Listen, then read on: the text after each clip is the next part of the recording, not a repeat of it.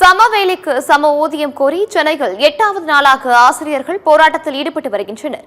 அவர்களை போலீசார் குண்டுக்கட்டாக கைது செய்யும் காட்சிகளை தற்போது பார்க்கலாம்.